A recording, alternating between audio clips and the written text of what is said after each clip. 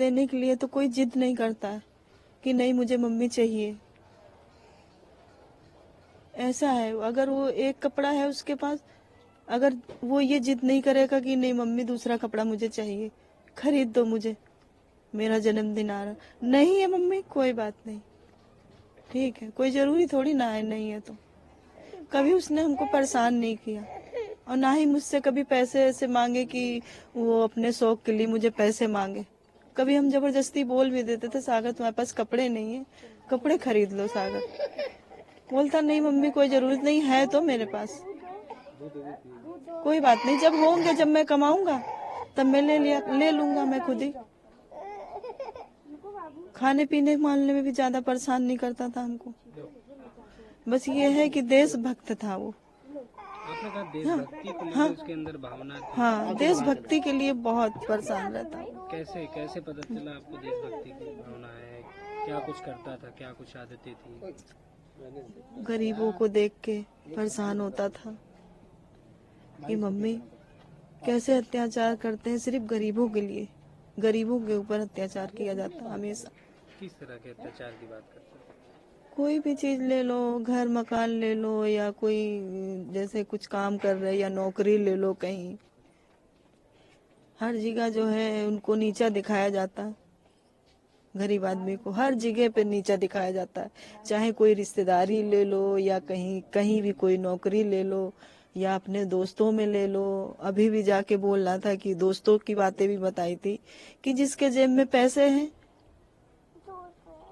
दोस्त उन्हीं के पास जाते हैं। मम्मी मेरे पास पैसे नहीं है तो दोस्त मेरे पास नहीं आते।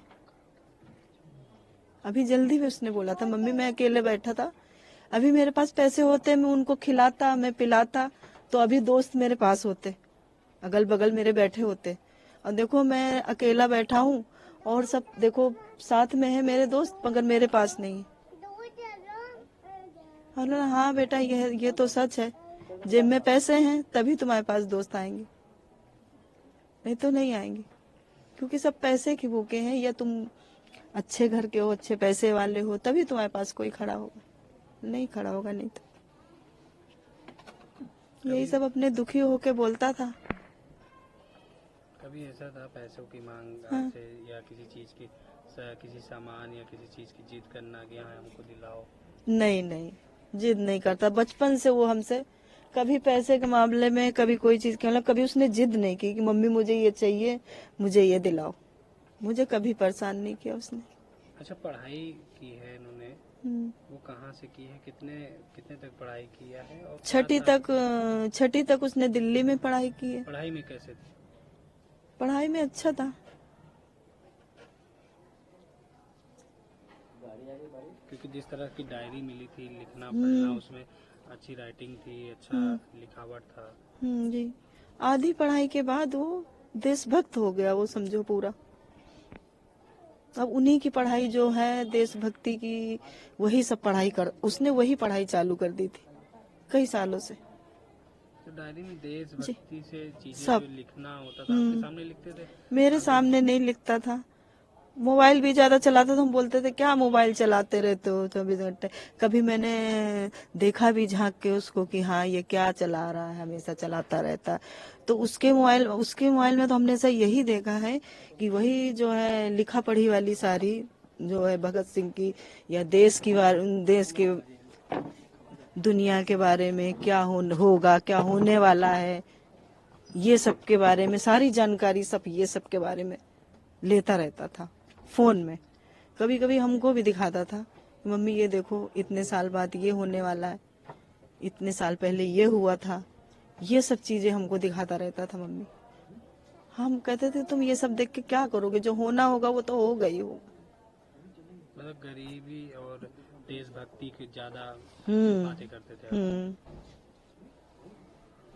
ई रिक्शा जो चलाता था तो क्या आपने कहा कि सारा जो दिन भर की कमाई होती थी वो घर पे देता था? हाँ, देता था। जो उसे खाना होता था तो मुझे बता भी देता था कि मम्मी मैं इतना पैसा खर्चा किया, हमने ये खाया है, अच्छा, और ये आप रख ई लीजिए। रिक्शा चलाते समय जो कोई पुलिस वाले या कोई उससे बदतमीजी करता था उसके लिए भी बातचीत की? क्या कुछ कहा था?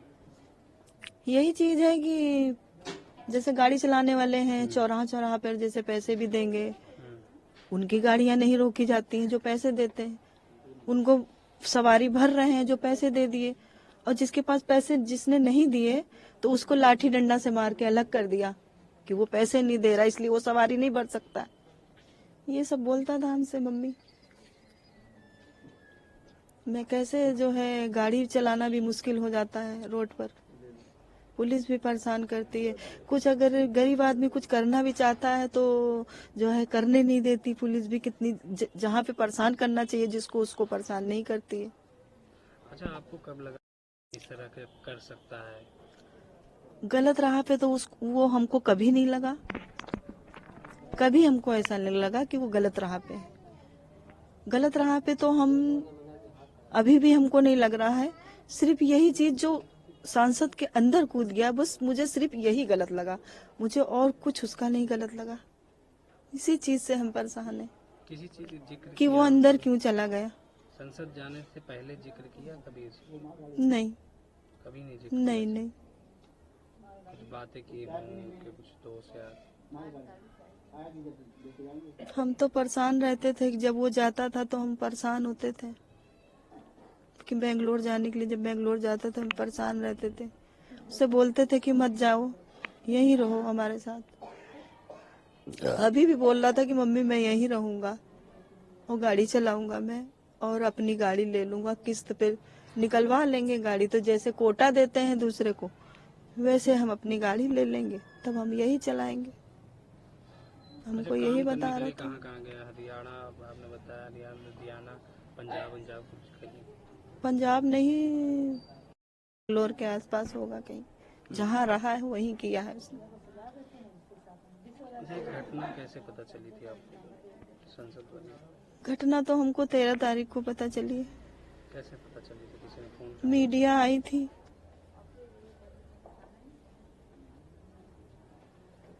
तो क्या किसी ने पूछताछ में क्या कुछ पूछा? तो कौन कौन टीम आई? पुलिस आई थी? क्या पुलिस भी आई थी, मीडिया भी आई, सब आए थे। क्या पूछे थे? कुछ पूछे थे?